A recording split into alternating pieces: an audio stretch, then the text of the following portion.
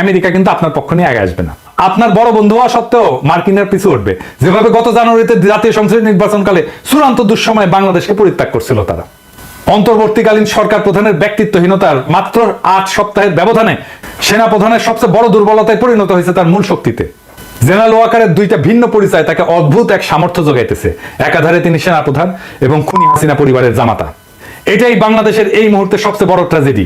Doctor Mohammad ইউনূসের সরকার ইন্ডিয়াকে তোষামত করতেছে, আর সেনা প্রধান পদে বসে আছে তাদেরই এক এজেন্ট, আর প্রেসিডেন্ট হয়ে বসে আছে আর এক হাসিনা নির্বাচিত লোক সুপ্পু। গণ অভ্যুত্থান সংগঠনকারী এবং পরিচালনাকারী এবং নেতৃত্ব প্রদানকারী বিশাল আত্মত্যাগে মহিয়ান ছাত্র জনতা সহ সকল আন্দোলনকারী রাজনৈতিক শক্তির সঙ্গে সহায়তা না কইরা ডক্টর মোহাম্মদ ইউনূস আজ ব্যাপকভাবে দুর্নীতিগ্রস্ত সেনা নেতৃত্বের সঙ্গে আঁতাত করেছেন। ঘাতকদের একটা অংশের পক্ষ নিচ্ছেন এবং পতিতদের রাজনৈতিক স্বার্থ দেখিচ্ছেন।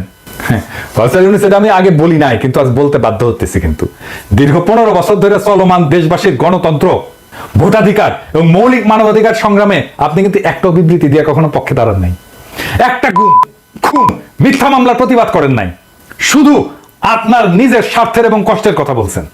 গণ অভ্যুত্থানের পরবর্তী সময়ে আপনাদের ধরে আনা হয়েছিল, ধার করে আনা হয়েছিল, ধার করে ধরে আনা যুগ পরিবর্তন করার তীব্র আকাঙ্ক্ষায় তাড়িত গণমানুষের একটা সরকার গঠন করা ইচ্ছা পোষণ করছিল দেশের মানুষ।